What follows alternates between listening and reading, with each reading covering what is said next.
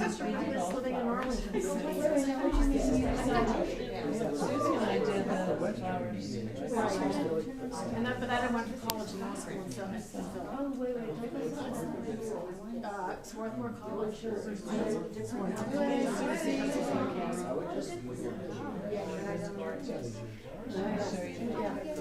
1973. Did I hear you? You're kidding. It was nice, you know, it was really hard. Doesn't matter. Today. Okay, so I just start. Yeah, she told us she started putting all the, I happen to be Christopher's so I got to. Okay, welcome everybody. Thanks for coming. Take a student in my class to start the applause. My name is Pokrasso. I'm teaching the Beyond Monotype workshop. I've done this workshop here for the last 7 years, doing the summer adult program, and it's been a great experience for me working here at Ottawa. I love what they do for us, and you're getting great teachers and great experiences, so I hope you all consider coming back, and if you haven't, take my workshop at some point in the future. My talk tonight, let me preface this. I'm an artist, printmaker, painter from Santa Fe, New Mexico. I grew up in New York and moved to Santa Fe about 35 years ago. And I teach workshops. I work with artists one-on-one in my printmaking facility. It's a place called Timberwick Studios. And if anybody, at the end of the program tonight, if anybody's interested in being on my mailing list, I welcome that. Just approach me with your name and phone number and email address, and I'll get you on my workshop mailing list. I teach all over the country from time to time and have workshops in Italy and Great Britain, and so there's a lot of different experiences that you can get involved in. My way of working is very much the same as I teach, which is the way that I run my life. It's a stream of consciousness. One thing leads to another, leads to another, leads to another. And by the time I'm doing this, I had no idea when I started that I would be over there. It's really just a continual investigation of what I call a journey. And this evening's talk is called, it's about the journey. It reflects some artworks of mine from the last 25 years. It isn't a great amount of work, but a little smattering over the years. And to give you a sense of how the artistic process progresses, how one thing leads to another, and all of a sudden I'm doing something that I had no idea I would be doing. So the name of this talk is, If I Knew Where I Was Going, I'd Be Lost. And it's really about being present and being focused on what's happening now. John Lennon said in a song to his child many years ago, life is what happens to you while you're busy making other plans. And it's really poignant to understand that if you're not really present and focused on what's going on with you now, you're going to miss the things that are happening for the sake of trying to plan for something that's not yet here. So when I work in my studio, I tell my students that one of the requirements is you have to show up. Not just be present physically, but you have to be there spiritually and emotionally for your work so that you can get the information that the work is giving you. It isn't just about you putting it out there and making decisions that come from needs and desires of your own. It's really about listening to what the work is telling you and paying attention to the needs of the piece, or pieces as it may be, and then responding to that. And sometimes it means giving up your own ideas and giving up your own plans and stop making plans for the sake of experiencing what's happening now and present in your life. So we've gone through this a few times. I've used this metaphor several times in the workshop, so my students are already used to hearing it, but I like to introduce it as kind of a segue into showing you the work. So I'm going to start about 1988. These are two monotypes. Monotypes are printmaking pieces. Well, they're not really printmaking. It's kind of a hybrid between printmaking and painting. I was trained as a printmaker where you actually make a mark in a plate that is incised in the plate, like an etching or a dry point or something like that, and then you ink the plate and wipe the plate and then print the image onto paper, and after you finish with that, you take the plate back and you ink the plate and wipe the plate and print it again, you get an identical image. With monotype, you're actually painting on an unaltered surface. That plate is clean and slick. We use like a plexiglass plate, and the painting gets transferred to the paper through the press one time. You can only make one, thus the term monotype. It's a technique that yields one impression. You cannot make an addition from a monotype. You can only make one impression. So I started dabbling in monotype in the mid-'80s, where there were many artists, painters, who wanted to make works on paper that had the price tag of prints, so that they can sell to their corporate collectors and to their galleries or through their galleries. And the boom of monotype was really hitting its heyday. And I was a printmaker who had the facility and had the expertise, so I would work with artists and teach classes and do a lot of monotypes. I wasn't that interested in doing monotypes in my own work at that time because I was a pretty good draftsman, and I found that I would do the kinds of work in my painting and monotype that I did much better with a pencil or with an etching needle, drawing lines, being very graphic. So in these monotypes, I'm setting up compositions. This is kind of a triptych idea, and you'll see this a lot, and I'll have repeating things going on in this talk, images that show the same kind of composition again and again and again. I kind of go around in spirals in my work. It's funny, someone once wrote an article that you would think that Ron Pokrasso is like a Boy Scout lost in the woods, because if he knew where he was going, he'd be lost, and he goes around in spirals. The spirals that I'm talking about, though, are really relating to returning to ideas many times. And each time I return to an idea, I have more information about how to approach it. So you'll see the same compositions very much throughout the 25 years of work. But they're with different attitudes. Different things keep entering the work. As I gain more tools, my toolkit, I go like this because it's like wearing a little toolkit to draw from. And as that toolkit gets larger and larger, I have more ways of expressing ideas that I've already done and go back and repeat the idea. Okay, so I digress. Here, I have a compositional basis in a triptych that has this landscape type presence and this diagonal thrust, which represents depth and movement. And these objects are very vertical, which are present in space. And then the horizon, which represents distance and relationship of space, of objects to space. So simply stated, it's a very simple composition. And then I started using the things that I would do very well in drawing and work them as trees, for instance, and develop my landscape using the tree element.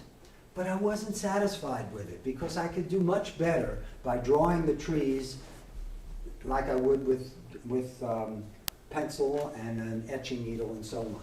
Next. So another thing that I would work on over the years are images of the figure. Now, I'm not really interested in depicting the figure as an actual realistic representation.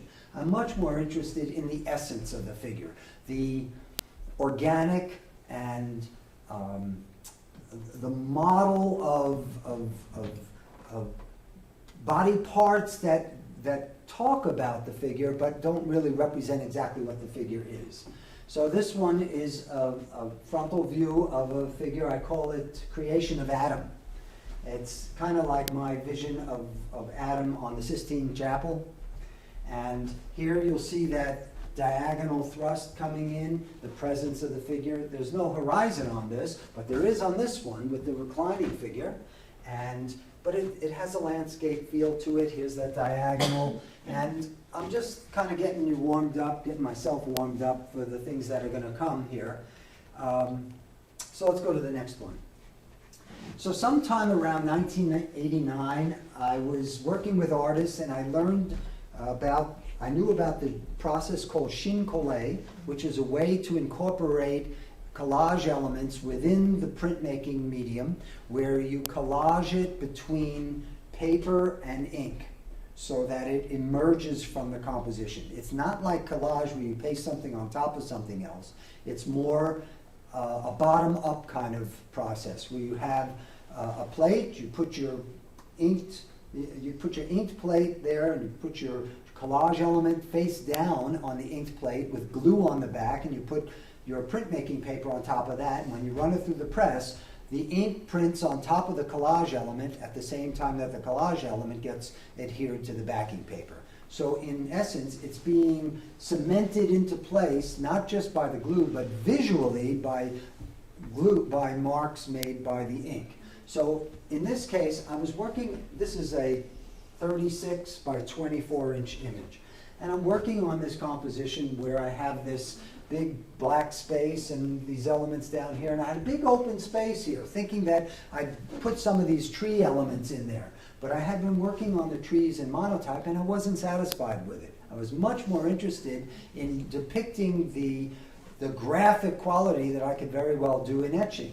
So I went to one of my printmaking drawers, and I pulled out this old etching, and I tore it down and collaged it in at the time of printing to make this composition, which is a mixed media. It's monotype with shin-kolle. And the trees are an etching. So that tree image is a repeatable image that you'll see I'll use many times as the years go on. But it was a big breakthrough for me because it allowed me to do more than just painting on a plate and more than just drawing on an etching plate. It combined the two. So then I took it a step further, and in this one I actually took 3 of my etching plates, and this one is the actual tree, this one is a figure, and then this third one printed 3 times. This particular monotype with the shin-kolle, with the addition of the etching plates, went through the press 1, 2, 3, 4 times, 5 or 6 times, each time to print this image, once for that, and once for the monotype on top of all of it. So what's happening is I'm taking printmaking and I'm using it as a tool. No longer is printmaking itself an end. It is something that I have in my toolkit, and I'll use it in whatever way that is necessary. So this is a monoprint because it's a one-of-a-kind impression using repeatable elements, thus the etchings that are in there. Next. So I'm starting to play around with drawing and etching and collaging different elements, and in this one I have a drawing of a bunch of trees that I then shin-kolle'd into the composition. You can see the same composition with this triptych kind of setup and the thrust of diagonal in here and the horizon, but the trees are drawn on a piece of paper which are then subsequently printed on top of with monotype ink to help subdue it so it actually emerges. Over here I erased some of the monotype ink to allow the tree to be a little more present. And in this one, here you see that same element that was in the one before of the 3 trees, the etching, cut up and used as a portion, and a figure that I took from one of my figure drawing sessions. And I remember doing this piece because it was one of my favorite drawings at the time. I pulled it out, and I remember going like this when I took a scissor to it to cut it down. What I learned early on was that I can go through all my drawings, and I've got a composition that's really working, and I'm jazzed at it, and instead of going to my drawing pad or my portfolio and pulling out the drawings that aren't that great. for instance, I'll go through the pages and I'll say, oh, there's a drawing that, I'm not crazy about that. I can sacrifice that drawing. Wrong. Okay? Get your best drawing and tear that one down to use in your work. Not because you have to destroy it, but because you're taking the chance of raising it to a higher level. If you have a crappy drawing to start with, it's still going to be a crappy drawing in your final image. So take your best stuff and use that to elevate everything. So in this case, I took a very favorite drawing and I put it into the composition and I cut it out to echo that diagonal thrust in the composition. And when I did that, it cut the head off. So I have to deal with this edge. That edge is a very relevant portion of the composition, but it made the figure stop right there, and it cut the whole thing off. So I had to take out my pencils and start drawing on top of the print to finish the head and bring these lines in to break through that edge and create a figure that doesn't just sit on this yellowish piece of paper, but actually comes into the entire composition. This is a big breakthrough because it really told me about depth in the work and got me to begin seeing how spatial relationships are created by breaking the tension of edges. You have an edge that stops something, something goes behind it or comes in front of it, or you have an edge that is broken with a line going across it. That's a perfect example. Okay, next.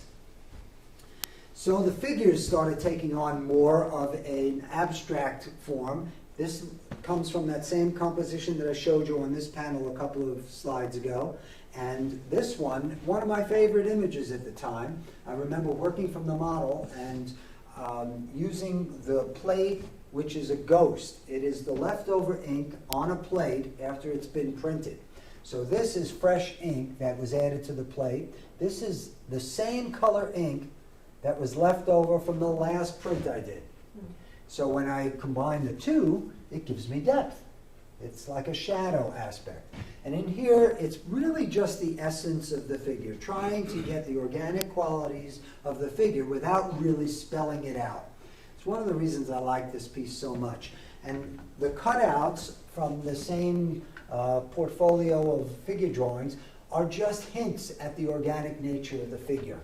The dome shape starts entering the work at this point, as it does here, and will be a constant throughout all the work that I'll do for the next 20 years. Okay, next. In 1991,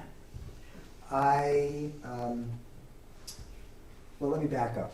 When I was 9 years old, in 1961, Roger Maris and Mickey Mantle were after the home run record by Babe Ruth. And I was growing up in New York, totally fixated by baseball. It was the first passion in my life. It was the thing that really got me to understand what it was to be totally immersed in something. You give me a glove and a ball and a patch of green, and I was in heaven, growing up in Long Island. Okay? So at that age, I was fixated on this home run race. So now fast forward 30 years to 1991, and my kids are 7 and 9, and I'm coaching them in Little League, and I have the show coming up the next year in San Francisco, and I started doing these drawings based on the 30-year anniversary of Roger Maris breaking Babe Ruth's home run record. And I did all this work on baseball and thinking to myself, is this a valid direction to go content-wise in my art? And the other side of me says, of course it is. It's so deep within here. What better recognition of a passion in my life? So I did this whole series of work on baseball using monotype and drawing. Did a drawing here and then monotype on top, and the Chine-Collet of the map of the eastern part of the U.S. And baseball started in the east and ended in Missouri, and just different. Huh? Well, it didn't end up in California until 58, right? Yeah, right. Okay, so. And this is Mickey Mantle. swinging the bat. I did a series of pieces which were monoprints. It's an etching with Mickey swinging the bat, and it's actually 3 pieces that represent him waiting for the pitch. And the second one is about 4 different views of him going through the swing, and the third one is gone, the home run that he hit. So this was a very popular period, but the reason I show it is really about the passion that it brought into my art. And from this point on, I kind of acknowledged all those things that I was passionate about. It's like my voice was coming together in my art. What is Ron Prokrasso's art about? Well, at this point, it's starting to show a certain direction of it's about being passionate and being passionate about the making. Okay, next. So in '93, I had been running a workshop called Graphics Workshop in Santa Fe. I'm from Santa Fe, New Mexico. Did I say that? Yeah, I think so.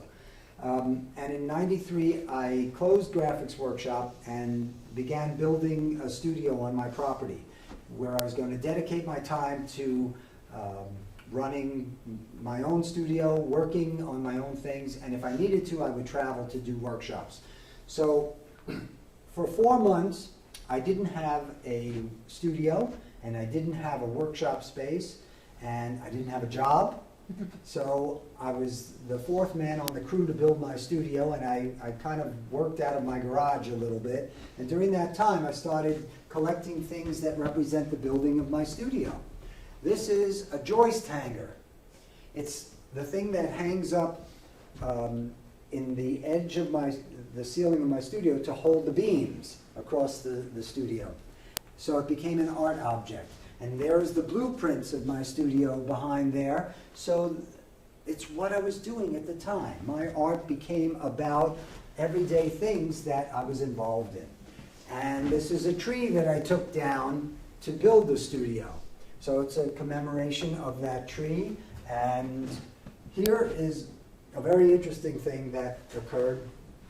During the time that I ran Graphics Workshop, I would work with artists, and they would come with their projects, and I had this one artist who would work on these very large images that were bleed images, which means that the image had no border, paper that was printed right to the edge. To do that, you had to work on a plate that was slightly larger than the paper, so that you'd make your marks on the paper, and you put your, make your marks on the plate, and then put your paper on the plate, and when you ran it through the press, it would print right to the edge. But those outside edges of the plate would print on the blankets. Yeah. So rather than printing on the blankets, you'd have to cover those so they wouldn't stain the blankets. But he was doing these collographs.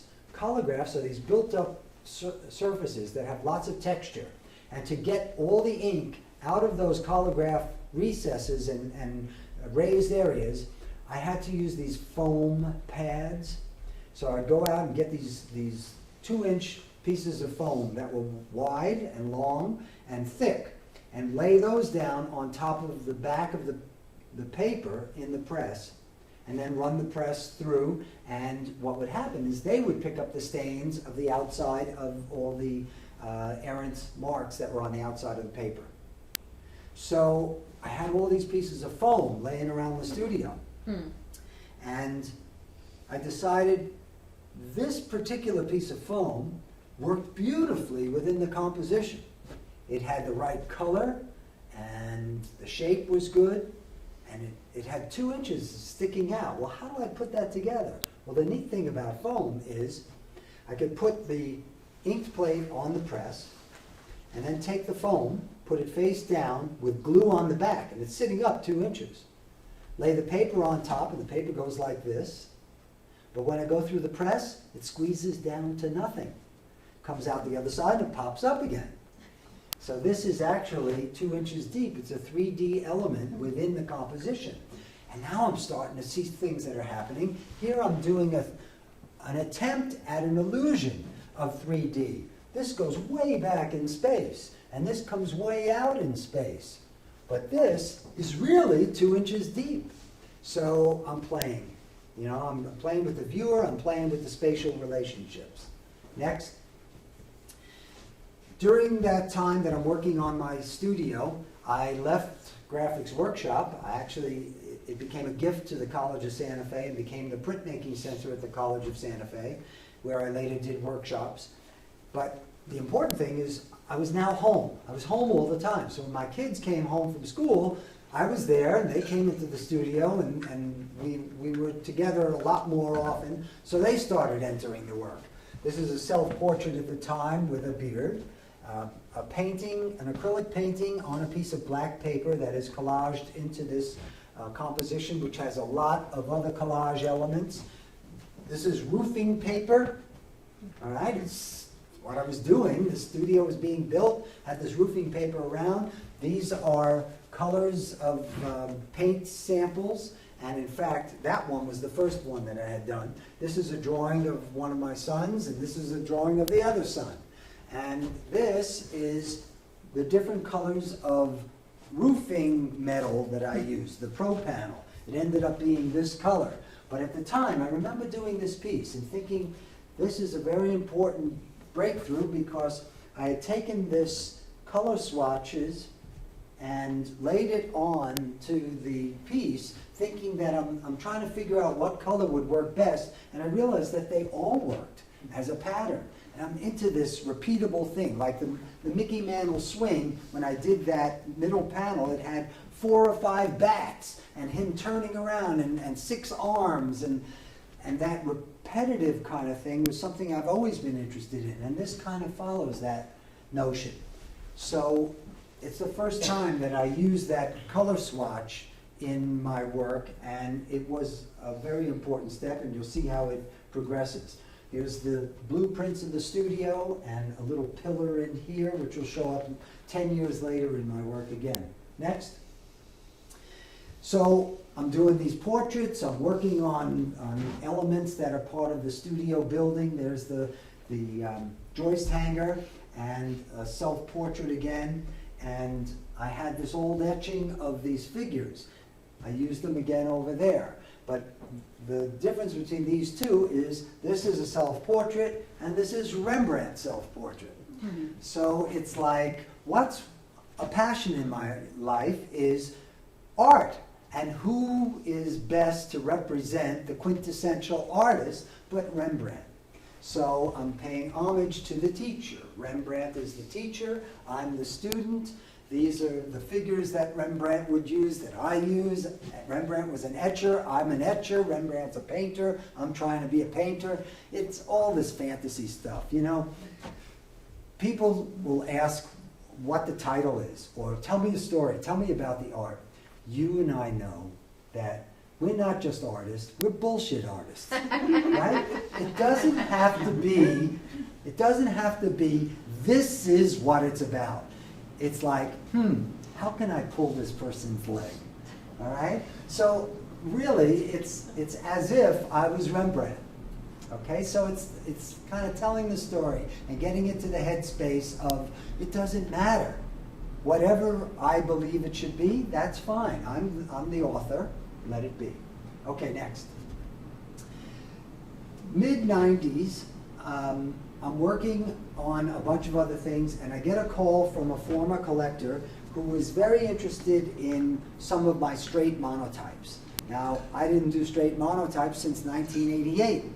So I started thinking, oh boy, can I do this? So I went into my studio and I started pushing ink around without any chincolet, without any etchings, just using the ink and the plate and maybe a little drawing. So I started by doing this triptych idea again, very similar to the first things I showed you. And here is a dome shape, which is something that entered my work earlier. Here's another dome shape, and an interesting element here which will transform pretty soon. But as I'm working on this series, here's another one from the series, I cut away a little bit of that dome, and it has this musical instrument kind of feeling to it. This F clef kind of mark, and even these lines here look like staff lines. So it kind of sparks an idea. So the next one. So what happens is I start working with that, and developing these musical instrument shapes. Okay, and again, the staff lines, maybe a metronome, and there's actually a figurative thing in here too. There's that thrust of that. I like that figurative element. I didn't talk about that earlier, but in those figurative pieces, it isn't just about this. I like to have that torso doing this kind of thing. There's something about that. And this comes right out of that. Now in this one, well, let's see. In 1980, John Lennon was assassinated in New York. That was a huge thing. I was a huge John Lennon fan, a huge Beatles fan. I play their music and I play piano and guitar. And I started collecting things around his memory, thinking someday I'll do the John Lennon piece. And during the time that I was building my studio, I had this baby grand piano in my studio, my former studio in graphics workshop. And when I moved into my new studio, I had taken my baby grand piano out of graphics workshop and put it under the stairs in my house. I took the legs off, and it goes like this, so it fit under the steps until it was time for the studio to be done to move it into the studio. So it was the middle of the winter after I had finished my studio, and the piano was still up in the house under the steps, and I'm working on this piece, and I have this dome shape, and as I'm working on it, I cut away this part of the dome, and I step away, and I look at it, and there's this baby grand piano shape. Two things happen. One, it's time to move the baby grand piano into the studio, and it's time to do the John Lennon piece. So I found this old photograph of John Lennon. I don't know if you can see it back there, but he's right there. It'll show up more prevalent later on. And then I embellished this piece using the blueprints of my studio behind, the white piano that he used to create the song Imagine, and the pedals, the legs, and I call this Imagine, his piano in my studio. Okay, next. So I'm doing more and more musical pieces, and this shape of the stringed instrument, and then I take my Gibson guitar and I traced it. This isn't a big piece, this is maybe this size. So I traced the guitar, I used elements of music, the metronome kind of shape, the staff lines, and every once in a while you see music notations. And this one, well, before I finish there, here's that figurative thing again. It's almost like there's a figure in all these things. I see it, I don't know if you see it, but almost like sitting at a piano. So here's an interesting one. This one is about 12 inches by 9 inches, so it's huge when it's blown up like this. In the printmaking studio, we keep telephone books to clean our brayers and clean our brushes and clean our tools, and then we throw it away one page at a time. And it's a great way of recycling the books and cleaning our tools without using lots of paper towels and so on. So I had this wonderful page from a Yellow Pages book, and it had this image that looked like a figure on it. So I took it and embellished it and put it into a piece with more monotype work. Here's that thrust again, and I just call this Figure on a Yellow Page. Next. So I'm doing a lot more musical things. Here's that same figurative element. All right, the figurative thrust, my Gibson guitar, and the triptych idea. And I did this monotype chincolle. There's music behind here, sheet music behind here in a chincolle, collaged into the piece. And after I did this piece, I printed the ghost of it, which is the same image, the same plate without re-inking it. And I got a faint image of the figure from here, behind. And then I cut out, rather than doing a painting or a drawing of my guitar, I actually traced the guitar on a piece of black paper. And I cut out the shape and laid it on there. and using the negative shape. I thought that was very, very powerful. I love the contrast of this activity and then the strong black that has a content and compositional based element. And I put this on there, and I didn't have this resolved. And in this side, I had the clef and some staff lines and nothing else at the time. And I had a group of people in my studio who were doing a studio visit, and I was bringing them over to this work in progress, and I took this plexiglass palette that I had that had dried ink all over it, with the idea that I was bringing it over to the piece. It was lying on my work table to show them there's a color in here that I really want to use, and I accidentally dropped the palette on the piece. And I went, wow, look at that. The palette began to work beautifully within the composition that I was developing. And it was a big step, because what I decided to do is I collaged this paper to a wooden panel so that I could then take this plexiglass palette and screw it in. Once I did that, I'm thinking I need some lines here, kind of like strings, to relate to the guitar. Wow, I got this, I've already got this wooden piece now. I've got this guitar in the back, this old funky, broken up guitar. I went in, I took it apart, took the bell off the bridge, and took off the strings, and with 6 strings you can string it. I screwed it in, string it through holes there, and in the back of the wood, I tied the strings and put wedges in there so that they tightened and made straight lines. And this was the first mixed media music art piece that I had done that actually had 3 dimensions, and I went back and embellished it with a piece of plexiglass here and these brushes, and I call it Recipe for Music and Art. Huge piece for me, because it set off on a whole tangent of things that just took me to different places. And I like this piece a lot, but I must have done 25 like it.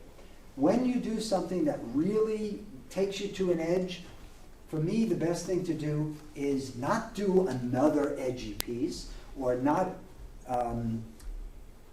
try to do the same stuff that you want to do, but rather do that thing again, the same thing, so that what was very kind of unknown, mysterious, and exciting becomes a little more familiar. And you bring it in until it becomes what you do, and run with it for a while until I get bored. Then I take another leap to something else. So this represents a very big breakthrough for me.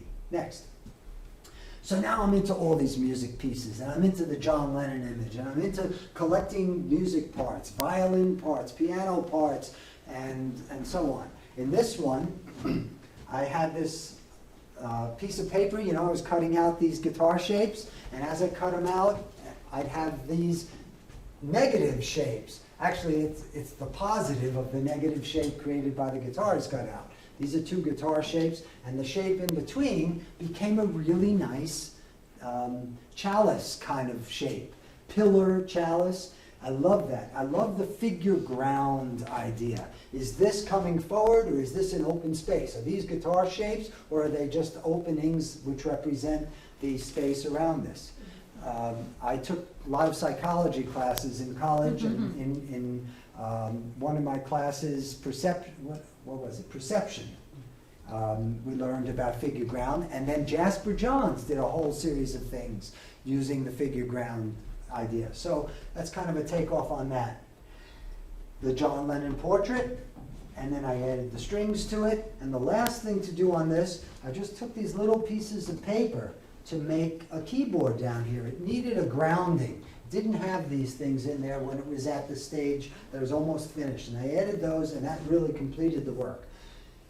Like me, John Lennon was a guitar player and a piano player, and there's that fantasy going on again, and just use it. This is a staff lines with the diagonals representing distance. This is coming out almost more so than the strings, which are actually 3D on the piece. I bought some old used violin pieces. This is a very small piece, about that big, like a little violin. And I did a whole series around that. For instance, this staff area is about the same, well, it's about that wide. And the color swatches are in there, and you know, taking off on the theme that began a few months earlier. Next. In 1998, I had an exhibition in Santa Fe and decided to use a lot of family images. My dad had been gone 8 years at that point, and I had this wonderful portrait of him from 1927, and I used that. I had a friend of mine help me and do a lithograph, because I'm not a lithographer, and I used that element as a piece within this composition. No, but prior to this, I had gone to Russia it was the Soviet Union in 1989, and then again in 1990, and had an exhibition there. And I brought back Russian newspapers and was anticipating the new Russian Revolution. There was the talk of what was going on there. And I did this piece before I started using my father and before I did any of this other stuff. So behind this is a piece that was attempted and never went anywhere. The gravestones of Russia and a Russian newspaper, but it was in a drawer. And then when I started working with my father's image, I pulled that piece out and I just collaged him right on top. My father is a first-generation American whose family came from Russia. So he is the title of this piece, an all-American Russian boy. And what more American than Standard Oil? Okay, so this is a piece of metal that I found in my neighborhood and just added that to what was becoming these 3D pieces, all mounted on wood and framed under glass with a spacer between them. And this is part of that whole series. I was doing more and more triangles, and a friend of mine came into the studio, very spiritual lady, and she said, "Ron, what's with all these triangles?" Actually, it happened a couple of years before. And she said that, and I said, well, it kind of takes up space. It's just to give some presence there, something other than an object. And she said, you know, the triangle is one of the most powerful shapes in the universe. That's all she had to say. So I kept using it again and again in the work. The line is a very important element in my work. It holds things back very simply. In my apron, and I'll show this in the class in the next day or two, I keep a shoelace just to know where I can put a line to help keep the spatial relationship going. This line is very strong to just hold all this information back. All you need to do is to break that edge. Break that edge. Then the line is in front of all those things and creates distance. In this one, I was in an old antique shop one day, and I found the sheet music to My Mammy, an Al Jolson song. Now, when I was a kid, my father used to sing Jolson. He loved to sing Jolson. It was the first music that I heard around the house. So this was a tribute to my father. It's called He Loved to Sing Jolson. I did a drawing of my father, a different one than that, and put it onto a transparency, and then put that on top of the portrait of Jolson behind there. And the line holds it all together. And this is my father and my grandmother, him and his mother. Okay, next. There's those 3 trees again. Used. Triangles. And Triangles. Triangles. This is called trees and triangles. The stripes are the same as the color swatches, are the same as the keyboard, that repetitive da da da da da da da da da. And so this is just a chincolé with a lot of collage elements. The black is a piece of paper, and then the etching on top of that. The triangles help hold the space together. The line, the triangles here, and this kind of thing, using simple lines to make the composition hold together, and the triptych idea. Here is the same trees, the same piece. This is that piece photographed. And at the time, I wasn't doing digital yet. This is late 90s. the galleries that I was with, and even to today, galleries like to have representation of the works that you send them. So I would photograph everything that I do, that I would send to a gallery, and I'd give them a packet of photographs of all the work that they have in inventory. So I had all these leftover photographs when things sold or they sent things back to me. I had a whole bunch of images, snapshots of this particular piece. So I took them out, and a friend of mine showed me that when you scrape down the surface of a color photograph, you get the different layers of color in the order in which they're developed. All right, the yellows and reds come up first, and then the blues, and then the whites. So as I scraped it down, I found this flame-like feeling coming through the photograph. So I used a portrait of Rembrandt. Actually, it's another photograph. It may be in the next panel. But the portrait of Rembrandt that I had photographed, and the D representing desire, the burning desire of making art. And I did a variable edition. This is an 8x10 piece that has the snapshots placed in the same spot and the D in the same spot, and it varies with the monotype in this area and the blueprint of my studio. So if you show the next one, you'll see the portrait. There's the portrait of Rembrandt. I had a map of the Netherlands and this palette that I had found in my stuff, and I liked the idea that sometime along the way, Rembrandt lost his palette. And I found it and put it together. There's his brush, there's his palette, and there's Holland. It's another bullshit story.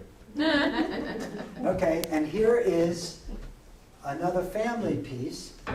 My Aunt Cyril passed away when I was very young, maybe 8 or 9 years old. And she was very well loved in the family, and I had these wonderful photographs of her that I did drawings of and worked on this large canvas. This is paper. Everything up to now has been paper or paper mounted to panel. This is a work on canvas. And it's a tree form with my aunt in the base here, and it's just a branch from the family tree. But she became very important because we inherited her baby grand piano. Next.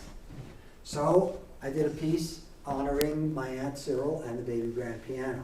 That's a drawing that was photographed and made into a plate, and then sheet music on a transparency put right on top, and little pieces of paper to make the keyboards.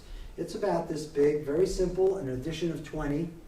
And then this one is an old photograph of Cyril, and here's the baby grand piano, and my piano has this wonderful music stand on it.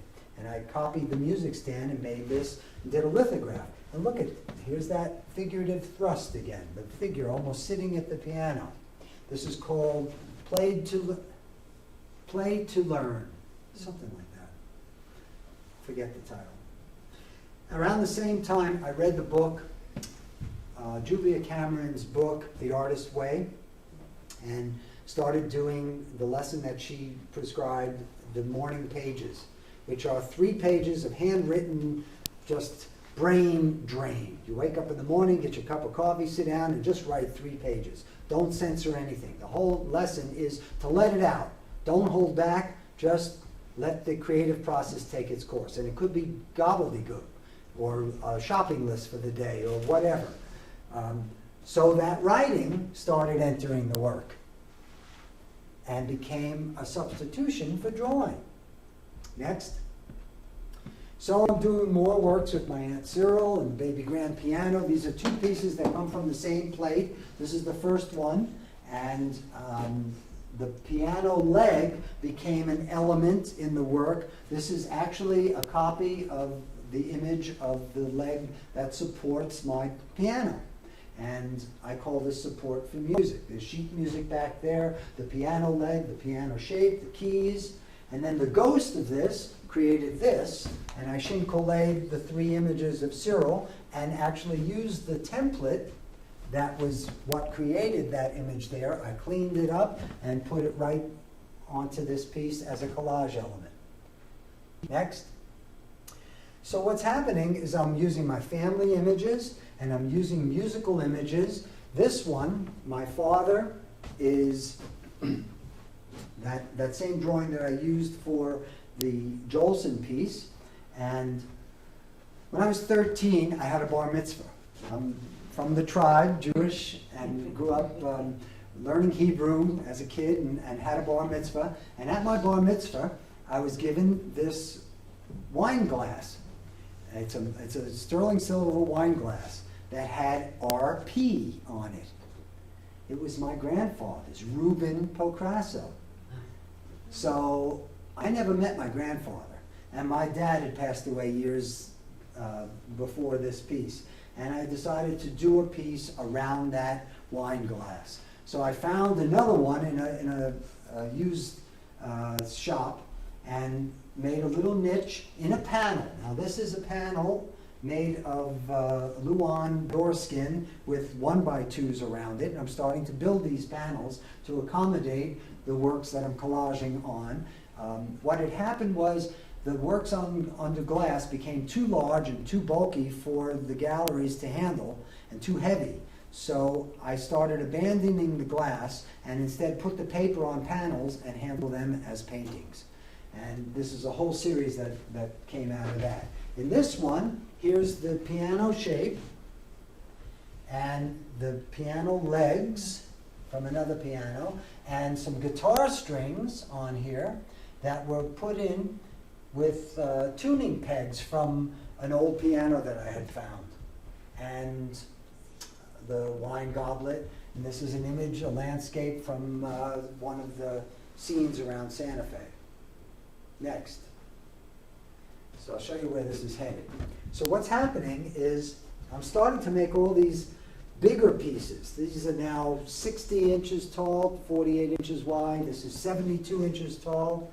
And I'm in my studio working on a piece like this. And at the same time, my piano tuner is there tuning my baby grand piano.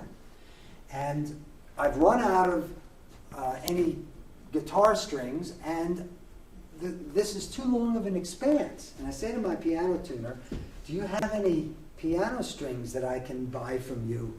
And he said, you know what, Ron? I'm retiring next month. Here, you can have these. So he gave me a whole package of about 100 strings and this box of tuning pegs, and I started going to town. He taught me how to make a soundboard out of oak so that it would hold the tension of these strings. So behind each of these pieces, I now have a construction project with all this stuff to support it. It's a heavy piece, but it also has the strength to hold the tension of these strings. And there's my Aunt Cyril, who started this whole thing with her gift of the piano, or her dedication to music and the piano, and the piano legs. And this is a scene near Santa Fe that I'll use again and again. And I'm doing more of these, and at one point I bought four pianos from Albuquerque, New Mexico, in some shop. They wanted to get rid of them for $500, and they delivered them to my house, and I had them in the backyard under a tarp, and for 2 years I was pulling parts off these pianos and making all this stuff. And what I was doing is I bought a tuning fork, not a fork, a tuning lever, so that I can a wrench that can tune these things. And I wasn't doing it to tune them, I was doing it to tighten them so they'd be nice and straight. But as I tighten them, I'd go bing, bing, bing, bing, bing, bing, bing, bing, bing, bing, bing, bing, and I'd start tuning them. So that they would, I'd hit the G chord on my piano, and I tuned these all to a G chord. And then after a while, I'm working on these pieces, and the right song comes on the radio, and I start jamming to the piece. And I'm having a ball playing my pieces. So it's like one thing leads to another, leads to another. You just follow the course. And what happened was the keyboard, this is an actual keyboard taken out of the piano and reassembled into this large composition. And these are actual piano legs where that's painted. This is actual piano legs. I could make percussion sounds on here by going across with a stick or something, go, And as I hit these tuning pegs, it would go boing, bing, boing, depending on the note that was stretched onto the tuning peg. And of course, I could play these things. And I'm having a ball doing this. And I had a bunch of microphones that that were had a rubber end to them, and I put one on each one of these things and ran a wire through the bottom and made it a jack, and then ran that to my. I had a friend who was a musician who had a loop machine. He came over and we were playing around with these things. And I hooked this into my mixer and into a loop machine, and at an exhibition that I had during the spring of 2001, I had 7 pieces that were all wired, and I went around. I would go with the loop machine from the first one. I'd go boom, bing, bing, bing, and hit a button, and it would play back boom, bing, bing, bing, bing, bing, bing, bing, and I'd go to the next one. I'd go bing, boom, bing, bing, bing, bing, bing, bing, and then we'd start to make a symphony of sound, one thing on top of the other. I did this at the exhibition. I had a performance at the exhibition. Now, I have a tape of this, but I didn't bring it. So, okay, next. I continue to work on these piano pieces. This is a painting of the stand, the music stand that's on the front of my baby grand piano. Here is a piano hinge and the tuning pegs crossing like this. Here's the new world and the old world, kind of a tribute to immigration and my family coming from the old country. Here is the baby grand piano shape. And this is St. John's College in Santa Fe. My family grew up on St. John's Place in Brooklyn, New York. Just a funny kind of coincidence, so it means more to me than anybody else. But there's part of the real story. Around this time now, I'm starting to bring letters into the work. The letters do the same thing as the piano keys do. It's that repetitive da da da da da da da da, but it's even more. It's the alphabet. It's like A, B, C, D, E, F, G, da da da da da da da. It's a sing-songness of repetition. So it does the same thing as Mickey Mantle's swing did early on, as the repetitive marks of the color swatches, and the color swatches have segued into palettes. Here's my self-portrait behind some piano strings. When I do portraits like this, I'm not that interested necessarily in portraying the image of somebody, but having it as a reference. So I'm putting something in front of it to create space. Okay, next. September 11th happened. Okay, 2001 in the fall, and it kind of changed everything. It changed the mood, it changed how we look at things, and as artists, I went deep into myself and had a really melancholy, tough time trying to figure out where I was going with the work. And this is a portrait that I did at that period of time. I call this, it was a rough year. I took more time on this portrait than just about any painting I'd ever done. It took me all the fall of 2001.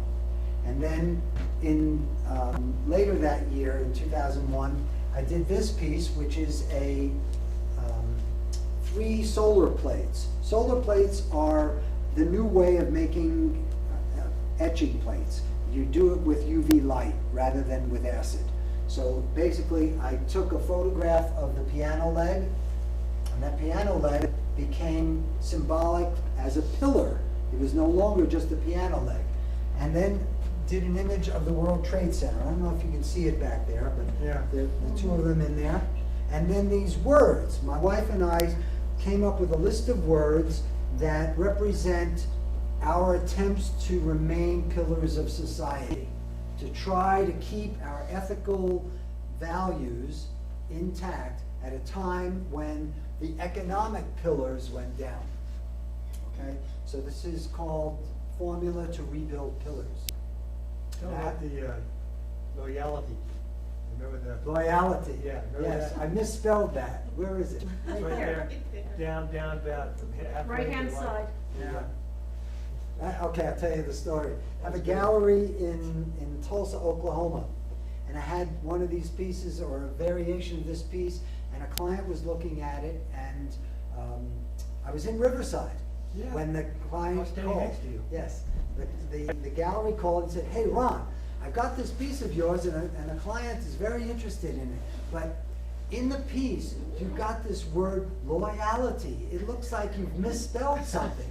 And I laughed out loud, and I said, "Oh, that's the first time I've ever seen it. I didn't know that I did that."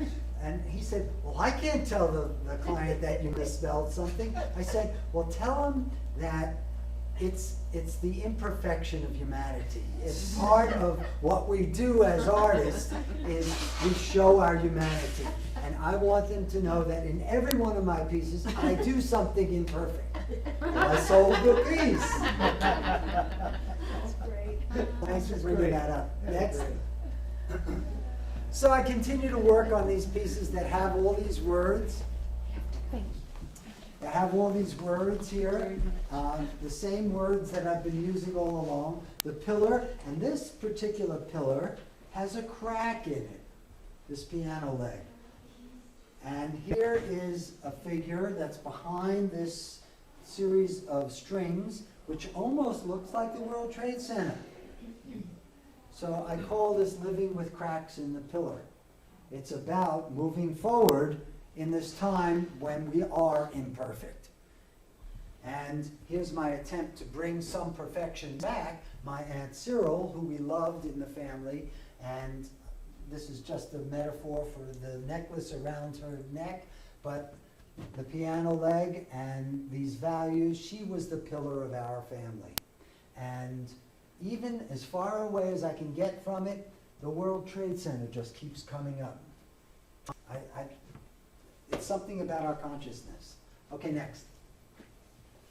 I went to Italy in the summer of 2002, second time that I'd been there. This is what the walls of Italy look like. These are images from the neighborhood that we stayed in.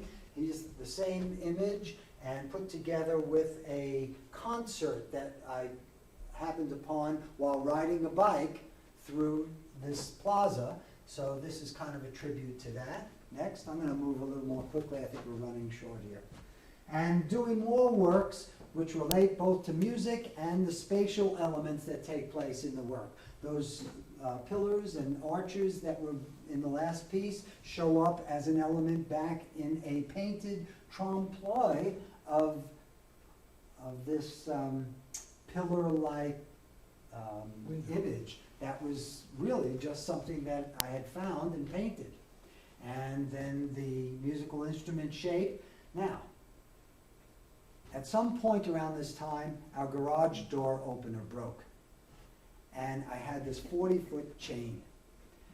You got to do something with it. So I went out and found these bicycle sprockets and created this element. I call this trying to make it work. I love the way this sits out from the surface, and the light on it creates the shadow. This is a very similar composition, just substituting the piano, chain and the sprockets with the piano strings, and again, a trompe-l'oeil painting of a pillar over here. This piece of wood is actually all that was left at this time of the pianos that I had collected. It's the front cover to the soundboard on an upright piano, and I did several of these. Next. Italy looks like this. This is a tribute to Italy. When you're walking down the street, you see all these poster pieces all falling apart and so on, and then you come to this hole in the wall, and there's Tuscany.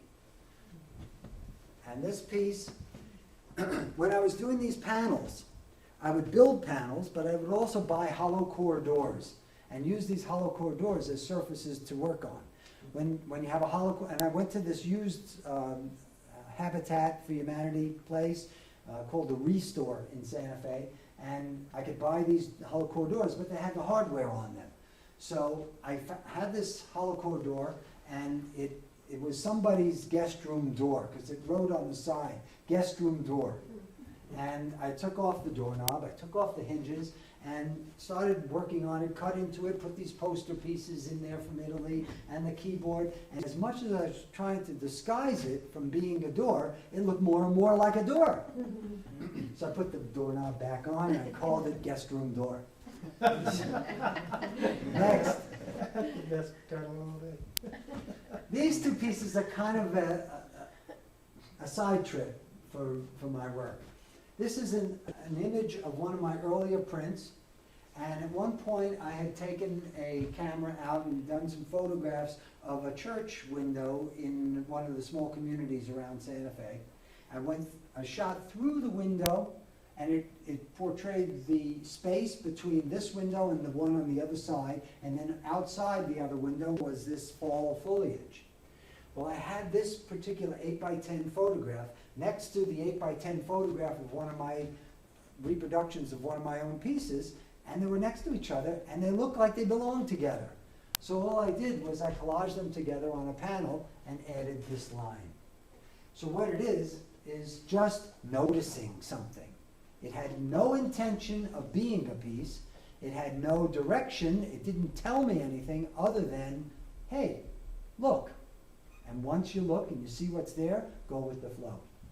This one is a combination of images. There's my wife from years ago. Here's that figurative element again, and a pie tin that had paint colors, muffin tin that had paint colors mixed into it, and an old element from an earlier print. I call this colors of my, and then I write in parentheses, wife, life. Okay, colors of my wife. Next. Okay, we're winding down. There's just a couple more. So these two pieces are very similar in composition and approach, and they represent the ends of the pianos. These are the last two piano pieces that I had in my stash, and I made them into blackboards where I could write with a China marker to make it look like chalk. This is a tribute to my Aunt Cyril and what she did for me in terms of being involved with passion, the passion of music. I credit her for entertaining my desire to be in music. And so there's the piano stand and the strings from the piano, the baby grand shape, and almost like a figure sitting at the piano. There's that thrust again. The palette, it's all there. Everything I've been talking about for the last hour. And this one is a tribute to the teacher, Rembrandt, the pillar of the art world. This is called Honor Thy Teacher. And again, the figurative thrust, the piano keys, the stripes, the sing-song of the alphabet. Next. This piece was done after those. There's Rembrandt again, and the pillar, and this was left over from the pianos, which is the base that goes beneath the keys to hold every key in place. You can see 3, 2, 3, 2. That represents the order of the keys. And the strings. And something about this piece, I really have to remind myself when I'm working on stuff. It's almost unfinished. I love that. I have the tendency to overwork my pieces. I have the tendency to over-resolve my pieces. And I have to remember not to go too far. Not because I'll ruin the piece, but I'll take away that urgency that remains for the viewer. I think this one has it. And I like to keep that in mind when I work. Okay, I call this the master red music. Something like that. Boy, my memory's gone. This is the last one I'm going to show you, and it actually dates back to 1999, 2000, and it really is a relevant piece to kind of encapsulize everything. In 1999, my gallery in Santa Fe decided to have a show called Bridging the Millennium, and he invited a bunch of Santa Fe artists to exhibit, and it was a show in which you had to talk a little bit about the piece. You had to write something about the work, and that would be up on the wall with the piece. And around that time, one of the gallery's dear friends lost their daughter to cancer, a 21-year-old aspiring artist, and we decided to do a benefit for the art department at Santa Fe High School. So I kind of use that as a way to talk about youth and talk about passion and talk about what it was for me to be passionate in my life. And there's Mickey Mantle, and there's Rembrandt, and there's John Lennon, and all the different words that relate to education and passion and being involved, and this is what I wrote. And the name of the piece is Teach the P Word. The education of our youth is one of the most pressing issues facing us at the turn of the new millennium. And it's true today, too. But the problem is not necessarily grades and achievement. It's more about what we are teaching, that good grades lead to college and better job and more money and ultimately happiness. I think we got it all wrong. It's not about making a living, it's about living your life. We need to instill a passion in our kids, a passion for the things that bring joy, a passion for life. And so my lesson plan for the new millennium is teach the P word. Thank you.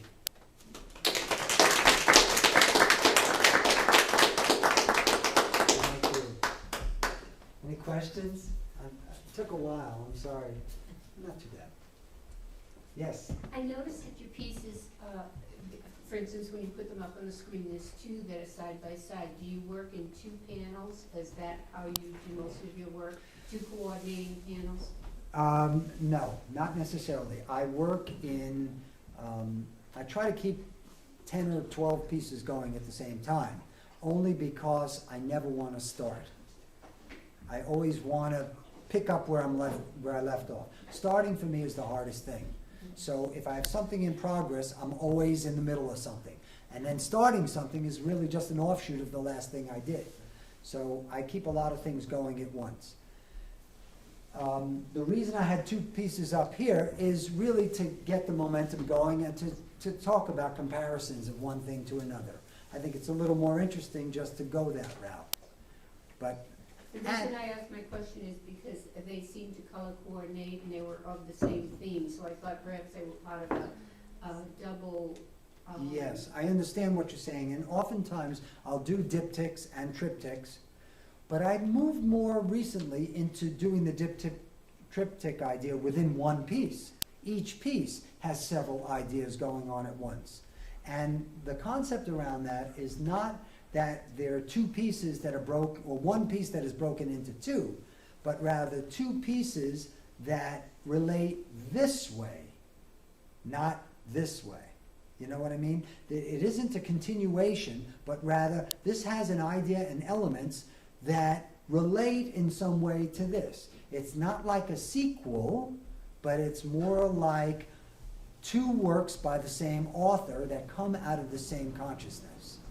The same palette maybe, the same ideas, the same thrust of energy, but they don't need to be together. They just work together as a pair.